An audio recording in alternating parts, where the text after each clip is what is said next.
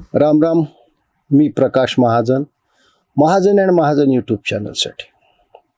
आज मी ज्या विषयावर बोलणार आहे, मला माहिती आहे की मी किती माझं प्रामाणिक आणि चांगलं मत जरी मांडलं तरी कॉमेंट खाली मला शिव्या मिळणार आहेत.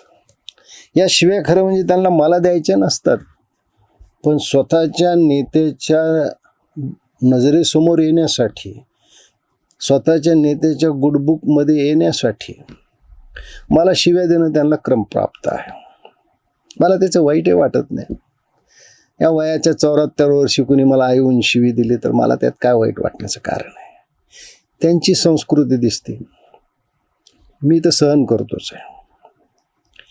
काल गुढीपाडवा, योगायोग असा, काल 19 मार्च तारीख, काल गुढीपाडवा आणि मनसेची सभा. बरोबर 20 वर्षापूर्वी 19 मार्च होता, गुढीपाडवा होता आणि मनसेची पहिली सभा होती. त्या सभेला श्रोता म्हणून मी हजर होतो आणि माझ्या आयुष्यात पहिल्यांदा मुंबईत भावाचं बहिणीचं घर असून राज ठाकरेंच्या सोबत जात असल्यामुळे मी आमदार निवासात माझे मित्र बाळा नांदगावकरच्या रूमवर जाऊन झोपलो. मला हे सांगण्याचं कारण असं आहे की आम्ही राज ठाकरेवर प्रेम करणारी माणसं होतो, पण जसं एखाद्या जातिवंत घोड्याला स्वार बुजला आहे, स्वाराची मांड ही आपल्यावरची कमकुवत झाली, पटकन समजतं, तसं एका अट्टल श्रोत्याला वक्ता भाषणापासून, त्याच्या विषयापासून बाजूला सरकला, थोडा घसरलाय, पटकन लक्षात येतं. आणि 19 मार्च 2006 आणि 19 मार्च 2026 यातला तुलनात्मक फरक असा आहे की कालच्या भाषणात वक्ता म्हणून बऱ्याच वेळा राजसाहेबाची मान ढिल्ली पडली होती, म्हणजे पकड ढिल्ली पडली होती. खरं म्हणजे काल राजसाहेबांनी काही चांगले विषय मांडले. त्यांनी त्यात एक जो विषय मांडला की जे महापुरुष झाले महाराष्ट्रातले, त्यांना तुम्ही जातीत विभागू नका, त्यांची प्रतिमा जातीत विखरू नका, त्यांची प्रतिभा लक्षात घ्या. खूप चांगला विषय मांडला. कधी नव्हतं संघाविषयी ते खूप चांगलं बोलले, कारण मी एकदा काळी टोपी घातली होती त्यावेळेस त्यांचं मत जरा थोडं वेगळं होतं. आणि महाराष्ट्रात जे काही महान विभूती होऊन घेतल्या त्यांचा त्यांनी उल्लेख केला. शरद पवारविषयी त्यांचं खूप मत बदललं. मला वाटतं शरद पवारची फलदृप्ती किंवा फलप्राप्ती बहुधा झाली असावी, माहीत नाही. शरद पवारविषयी त्यांचं मत चांगलं झालं, चांगली गोष्ट आहे. पण दिनू रणदिवेचं शरद पवार धोरणे आणि परिणाम हे पुस्तक वाचल्यावर त्यांच्या लक्षात येईल की महाराष्ट्रासाठी शरद पवारने काय केलं आणि त्याचे काय परिणाम झाले. अर्थात ते खूप मोठे वाचक आहेत. त्यांनी मुलं महाराष्ट्रातून पळविली जातात, गायब होतात, हाही विषय हाताळला. सगळ्यात महत्त्वाचं त्यांनी शेतकऱ्यांच्या कर्जाविषयी ओझरता का होईना उल्लेख केला की 3 वेळा कर्जमाफी होऊन सुद्धा शेतकरी कर्जात आहे. खरी गोष्ट आहे, शेतकरी का कर्जात आहे ह्याची खूप कारणं वेगवेगळी आहेत. त्याचा सखोल विचार व्हायला पाहिजे आणि शेतकरी कसा कर्जमुक्त होईल किंवा स्वाभिमानाने जगेल याही गोष्टीचा विचार करून राजसाहेबांनी मत मांडायला पाहिजे होतं, पण बहुतेक तेवढा वेळ त्यांना नव्हता. पण काही गोष्टी मला समजल्या नाहीत की राजसाहेबांनी हे कसं काय मत मांडलं. पहिली गोष्ट अशी आहे की जर महाराष्ट्राची प्रगती व्हायची असेल, देशाची प्रगती व्हायची असेल, तर वाहतूक व्यवस्था खूप चांगली व्हायला पाहिजे. वाहतूक ज्या गोष्टीचा माननीय राज ठाकरेंनी उल्लेख केला की शरद पवारमुळे आपल्याला काही फळं जी माहीत नव्हती ती रस्त्याच्या कडेने दिसू लागली. राज ठाकरेंना हे माहीत नाही की सफरचंद हे काश्मीरमधून जर वाहतूक व्यवस्था चांगली नसली असती तर दुसऱ्या तिसऱ्या दिवशी महाराष्ट्रात पोहोचलं नसतं. महाराष्ट्रात काय देशाच्या कुठल्याही कानाकोपऱ्यात पोहोचलं नसतं. मग त्यांनी कोस्टल रोड बाबतीत हे विधान का केलं की कोस्टल रोड बांधलाय तो बाहेरच्या लोकांना मध्ये येण्यासाठी आणि आपण जे मध्ये राहतो त्यांना बाहेर जाण्यासाठी? मला हे त्यांचं त्रैराशिक समजलं नाही की त्याने असं का मत व्यक्त केलं. म्हणजे कोस्टल रोड तर त्यांचे बंधू उद्धव ठाकरे आणि पुतणे आदित्य ठाकरेचा अत्यंत जिव्हाळ्याचा विषय आहे. त्याचं श्रेय घेण्यासाठी ते खूप धडपड करतात. मग रस्त्यावर त्यांचा एवढा राग होता तर मग मुंबई ते गोवा या रस्त्यासाठी आंदोलन का केलं? मग तो चौपदरी रस्ता करूच नका ना. पहिला जो होता सिंगल रोड तसाच राहू दे ना. म्हणजे कोकणातले लोक बाहेर जाणार नाही आणि बाहेरचे लोक कोकणात येणार नाही. मागे त्यांनी पुण्यात सुद्धा मेट्रोला विरोध केला, पण पुण्यातली मेट्रो पुण्याच्या जनतेनं अक्षरशः डोक्यावर घेतले.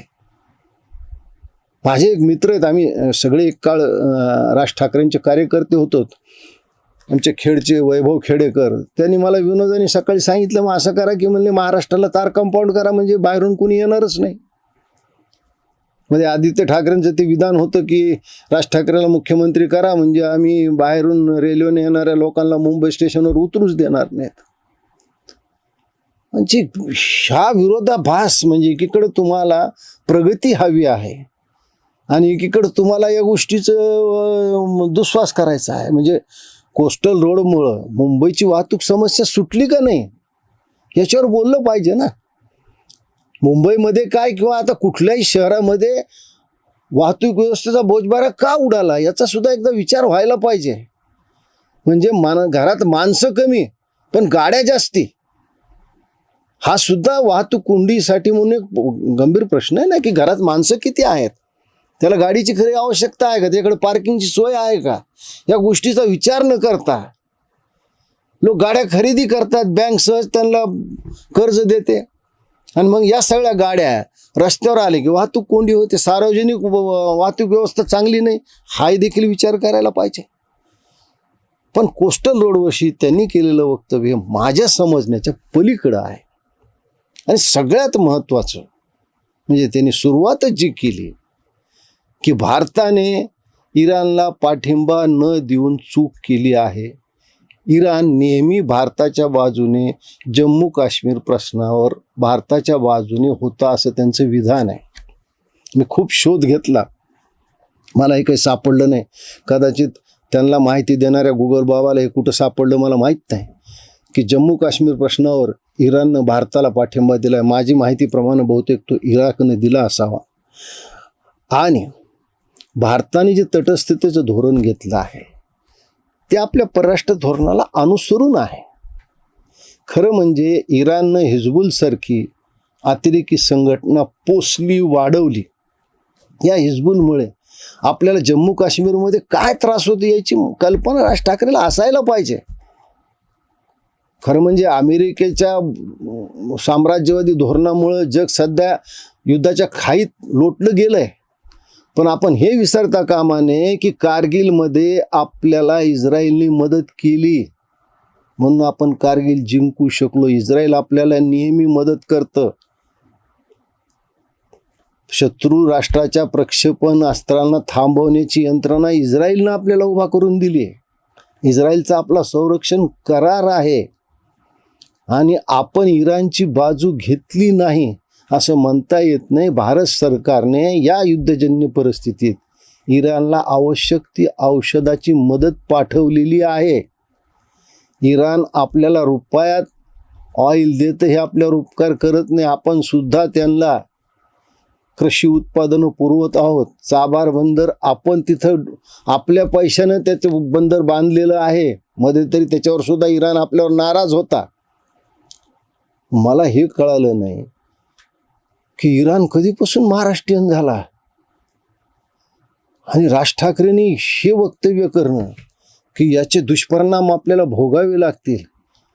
आपली काय चूक आहे? आपण इराणशी थोडंच युद्ध करायला गेलोत किंवा आपण इराणवर थोडंच युद्ध लाभलं. आपण जर उद्या इराणची बाजू घेतली असती तर त्या बाजूने दुसरा परिणाम आपल्यावर सुद्धा झाला असता. आज इराणच्या बाजूनं कुठलंही मुस्लिम राष्ट्र उभा नाही आहे. इराण अशाही परिस्थितीमध्ये पाकिस्तानला तेल पुरवठा करतं आणि पाकिस्तानचा हा सगळा तेल पुरवठा कुणाच्या विरुद्ध वापरला जातो हे न समजणे इतके राज ठाकरे लहान नाही आहेत. त्यांना सगळं माहिती आहे.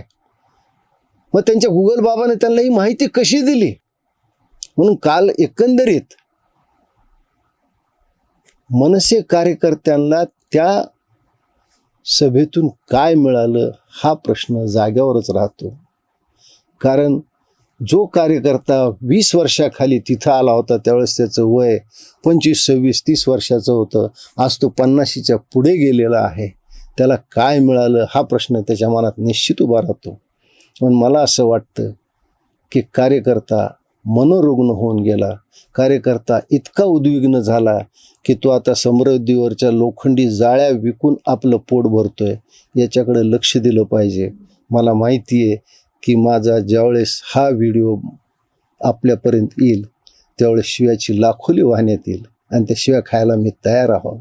राज ठाकरे साहेब, आपलं काल वक्तव्य पाहिल्यावर मला असं वाटलं की राजसाहेबांचं वक्तृत्व आता हळूहळू कुठंतरी कमी होत चाललंय. ते पूर्वीसारखे राज ठाकरे नाहीत.